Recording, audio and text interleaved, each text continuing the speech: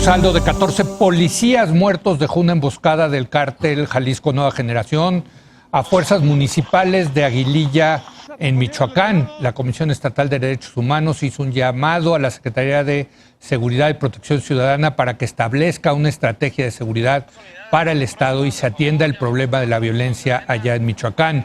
La policía se encuentra en total vulnerabilidad frente al crimen organizado, que tiene mejor armamento. Y para analizar este tema de lo que pasó esta semana en Michoacán, invité a Eduardo Guerrero y cuando lo invité, pues resulta que luego hubo otra masacre en Guerrero y otra masacre en Guanajuato.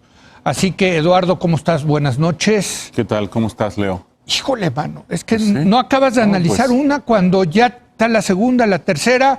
Pero déjame empezar con lo que pasó en Michoacán, en Aguililla. Pues mira, ahí lo que tenemos es un encontronazo, ¿no? En donde, recuérdame los números ahorita. 13 muertos, 13 o 14 muertos, exacto. Ahí fíjate que hubo divergencias en la información. A mí me llegaron versiones, de hecho, de funcionarios de propio Michoacán, en donde los muertos habían sido mucho mayores. Llegaron a mencionar que habían sido 27 muertos.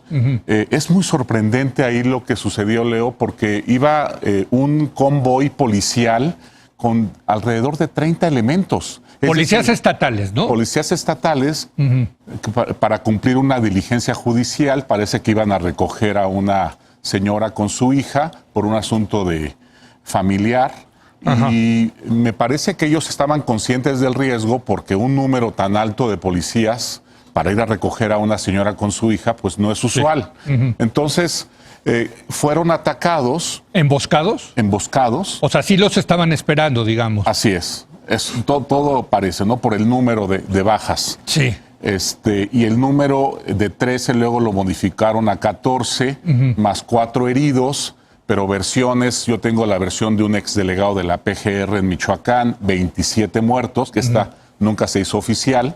Sí. Pero pues te da una idea, Leo, del caos. Luego vino el gobernador con un debate con el alcalde, que le echó la culpa, que tenía la culpa el alcalde por no haberse adherido a un acuerdo estatal y a una especie de mando único, ¿no? Convenio para implementar justamente mando unificado. La verdad es y luego contestó el presidente municipal que no es cierto, que había firmado el convenio, ¿no? Pues sí, Leo, pero ya la verdad eso lo veo yo ya como una discusión una vez que se ahogó el niño, y además sobre cosas medio burocráticas que no se habían presentado a las reuniones, cosas de esas que es un tanto ridículo ya que sucedió esto. La verdad, Leo, es que en un ayuntamiento como el de Aguililla no debe entrar, no debe tener ninguna capacidad ahí para mando de fuerza pública. La fuerza pública debe estar ya en el mando estatal, porque son municipios, Leo, ese y muchos otros muy más, calientes, como Tepalcatepec, como Buenavista, que ya sabemos que están en manos del crimen organizado, y es un control, Leo, de carácter territorial. Ahí nadie quiere realmente pagar el costo político, que es centralizar el mando y lanzar una estrategia de pacificación de largo aliento, incluso de suspensión de los poderes en la zona, por cuestiones de costo político y porque se sienten vulnerables tanto frente a los criminales como frente a la oposición, ¿no? Yo creo que ahí sí ya necesitamos golpes de timón, Leo, no solamente en esta zona. Sabemos que hay otras zonas del país que están también fuera de control. ¿Guardia Nacional? Pues que la Guardia Nacional estaba realizando otras actividades. Pues sí, la Guardia Nacional no puede estar en todas partes, Leo. Pues no. Y la verdad es que en Michoacán no son 1, ni 2, ni 3, son decenas de municipios que traen problemas muy graves, ¿no? Yo solamente conozco un caso en el país en donde un jefe, un secretario de Seguridad Pública se lanzó una estrategia de control, de recuperar el control territorial, y es Alberto Capella en Morelos, ¿no? Que más o menos lo logró, tuvo muchos avances importantes, que ahora con la llegada del nuevo gobernador Blanco, pues ha habido un retroceso enorme y otra vez... Está muy violento Morelos. Es un desastre Morelos ahorita, ¿no? Pero lo que te comentaba es que en lugares como Chihuahua, en Madera, en lugares como Lubianos, en el Estado de México, en varios municipios de Veracruz, en Guerrero. Sabemos, Leo, que hay zonas controladas, donde los criminales tienen el control territorial. Eso tenemos que recuperarlo. Dice el presidente que tenemos que aliviar las causas que originan la injusticia. Estoy de acuerdo, pero ya los criminales profesionales no van a regresar a ser buenos ciudadanos, digamos, a pesar de los programas sociales del gobierno. Ellos ya se dedican a eso, ya traen varios crímenes atrás. Ahí sí necesitas, Leo, recuperar territorios. Pues sí, y ejercer la fuerza, aunque ahora sea costoso políticamente. Déjame preguntarte, porque, y lo hemos analizado durante muchos años, hemos tenido la fortuna de tenerte como analista ya muchos años, el cártel Jalisco Nueva Generación. Cuando empezamos tú y yo hace casi 10 años analizando esto, pues prácticamente no existía el cártel Jalisco Nueva Generación. Es un cártel que se fortalece el sexenio pasado, tengo esa impresión. Sí, mira, el cártel Jalisco originalmente formaba parte del cártel de Sinaloa o cártel del Pacífico. De hecho, fungió como su brazo armado y hace muchos años tuvo tareas muy específicas de brazo armado, sobre todo en Veracruz. Pero en 2014 se separó, se escindió del cártel de Sinaloa, se, digamos, independizó y creció muy rápido, porque es un cártel que combina, digamos, tanto ciertas capacidades que tenía el cártel de Sinaloa de infiltrarse en las esferas de gobierno y de vincularse con los mandos políticos, pero también tiene algo de los Zetas, y es esta estructuras muy horizontales de mando, y que además que venden, digamos, franquicia, tienen franquicias regionales. Entonces llegan a una zona y le dicen, a partir de ustedes mañana van a trabajar como Cártel Jalisco y nos van a tener que dar un porcentaje de las ganancias. Y nosotros les vamos a facilitar armamento, les vamos a facilitar protección legal, abogados, cuando sea falta, etcétera. O sea, lo que estás diciendo es un modelo de negocios, déjame ponerlo así o de crimen organizado, para ser más correcto. Pues es que es un negocio exitoso. Muy exitoso. Y menciono el cártel Jalisco Nueva Generación porque fueron los que mataron a los policías allí en Aguililla, ¿no? Así es. Ellos pues trenan además ya en varias regiones, obviamente en Michoacán, pues se pasean con un cinismo. Ya tienen otra vez en las camionetas la leyenda de CJNG, que es la... como si fuera la autoridad, ¿no? Como si fuera la autoridad, haciendo aparte uso ostentoso de armas largas, para que vean quién es el que manda ahí, ¿no? Luego, como tú bien mencionas ahorita, tenemos este otro encontronazo con un saldo de 15 muertos en Guerrero, una comunidad de Iguala, ¿no? Exacto. En donde también van el ejército por una llamada de pobladores que están denunciando que hay una presencia muy vasta ahí de gente armada, acuden a ver qué está pasando los militares, y cuando van, pues los agreden con armas, y ellos, pues mucho mejor entrenados que una policía estatal de Michoacán, pues responden a la agresión y matan a 14 con una baja de un soldado, ¿no? Abaten a 14 como se dice. Y ahora tenemos el caso de Acámbaro, que es un municipio de Guanajuato, en donde hace unas horas también hubo un encontronazo con policías federales.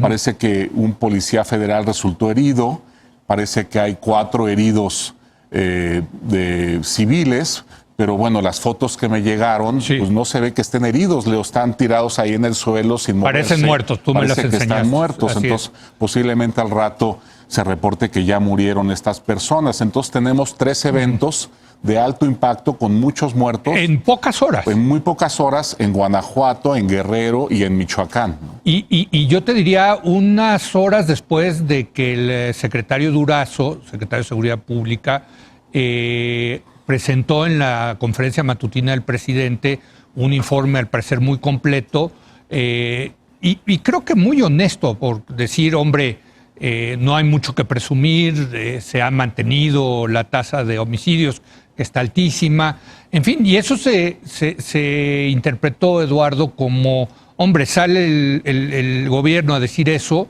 y luego vemos estos actos, pues tremendos, ¿no? De violencia. Mira, el presidente se comprometió con 3 grandes cosas en materia de seguridad cuando inició su mandato. Sí. Dijo que iba a bajar los homicidios, Sí. dijo que iba a bajar el robo de combustible y dijo que iba a disminuir el robo de vehículos. Esas 3 cosas prometió, muy específicas. Sí, sí, sí. En materia de homicidios seguimos igual o quizás un poquito peor, Sí. ¿no? No ha habido ahí ninguna baja y más bien lo que tenemos ahora son eventos muy visibles, muy espectaculares de violencia tremenda colectiva como estos, ¿no? Sí. En materia de robo de combustible sí tenemos una disminución, Leo, pero muy distinta a la que menciona el presidente de una disminución del 95%, dice él. Las cifras de Pemex lo que nos dicen es que la disminución es de alrededor del 40%. Ok. Entonces, bueno, ahí es un logro Está bien. parcial. Está bien. Está Nomás, bien, pero yo no creo que 95. exagerando las cosas, pues te das un tiro en el pie, Leo, porque Sí. entonces van a decir que estás mintiendo cuando Claro. sí tienes un logro tan importante, ¿no? Claro. Y finalmente, en tema de robo de vehículos, también ha disminuido. Entonces, pues tiene esos 2 logros, tiene el fracaso, podríamos llamarle, en materia de homicidios, que es muy grave, Leo, porque el tema de homicidios pues es el que más duele a la sociedad y además el homicidio está correlacionado con otros delitos de alto impacto. O sea, si crece el homicidio en una zona, poco tiempo después, unos meses después, te va a crecer el secuestro, te va a crecer la extorsión, muchos otros tipos de eventos, los ataques sexuales, etcétera. Entonces es fundamental que el homicidio baje y necesitamos ya acciones mucho más contundentes, afiladas, focalizadas, que el tema de los programas sociales. Así no vamos a bajar el homicidio. Déjame hacerte una última pregunta y regreso al tema de Aguililla y del cártel Jalisco Nueva Generación. ¿Qué se puede hacer frente a un cártel así? Porque yo recuerdo que cuando empezó la violencia en el sexenio de Calderón fue, y tú lo dijiste, porque había un cártel muy violento que eran los Zetas. Y ahora tú nos dices que el cártel Jalisco Nueva Generación ha, digamos, adaptado ciertas técnicas de los Zetas.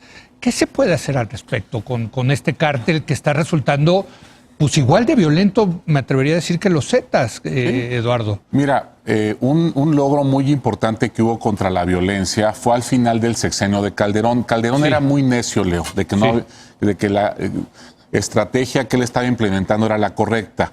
Pero al final de su sexenio, el último año, bajó la violencia. Hizo un cambio muy importante. No lo anunció para no admitir el error previo, pero empezó a armar unos operativos muy importantes, sobre todo con la Marina, focalizados a los Zetas, sobre todo en Veracruz y en Tamaulipas. Esos operativos fueron muy exitosos y se le mandó el mensaje a los Zetas de que en ese momento ellos eran el blanco del gobierno por la gran violencia que estaban generando donde operaban. Y gracias a esa acción de gobierno empezaron a disminuir de manera muy notable los homicidios, tendencia que se sostuvo durante los primeros 2 años de Peña. Correcto. No fue mérito de Peña, fue más bien mérito de Calderón. Está un caso de éxito, ¿no? Así es. A ver, focaliza tu acción, tus recursos escasos con los violentos, más violentos del crimen organizado. Así es, ¿no? y esa, digamos, estrategia tenía 3 componentes muy claros. Primero, arrestas a los líderes de las células de los Zetas. 2, vas y haces operativos en sus centros de comunicación clandestina, ¿no? Los desmantelas. Detectas dónde está el vínculo del cártel con la policía municipal y también, digamos, cesas o inutilizas, separas de la fuerza pública a esos mandos municipales. Esas 3 cosas se hicieron el último año de Calderón y los resultados fueron muy buenos en términos de disminuir la violencia. Ahora tenemos a la Guardia Nacional. ¿Es replicable Claro esto? que sí. O sea, para el cártel Jalisco Nueva Generación. Por supuesto. Pero ¿no sientes que el cártel Jalisco Nueva Generación ya es más poderoso que los Zetas en su momento, Eduardo? Pues mira, es que es muy difícil, no tenemos datos sobre ese tipo de... Sí, está difícil medir la fuerza de un cártel, ¿no? Yo diría que es más bien, están generando una violencia similar a la que generaban los Zetas, ¿no? Indiscriminada, en ocasiones colectiva, muchas masacres. Y yo creo que ahora con la Guardia, pues de hecho yo me imaginé que esa iba a ser la tarea de la Guardia, por eso es una policía militar, íbamos a poder recuperar los control territorial, justamente enfrentando a estas células que están tan armadas, que tienen una actuación cuasi militar con la Guardia. Entonces yo espero que la Guardia sea para eso, no espero que la Guardia sea para estar checando los backpacks de los jóvenes que andan en el metro, ¿verdad? O para estar parando migrantes. O parando migrantes o evitando que haya robo de automóviles. Yo creo que la Guardia está hecha para tareas mucho más desafiantes importantes como esta, ¿no? Pues Eduardo, como siempre, un gusto. Gracias por ayudarnos a entender lo que parece muchas veces inentendible. Sí, gracias a Eduardo Guerrero. Vamos a hacer una pausa. Viene Juan Carlos Tamayo para hablar de la aprobación de la ley contra facturas falsas. Regresamos en un momento más.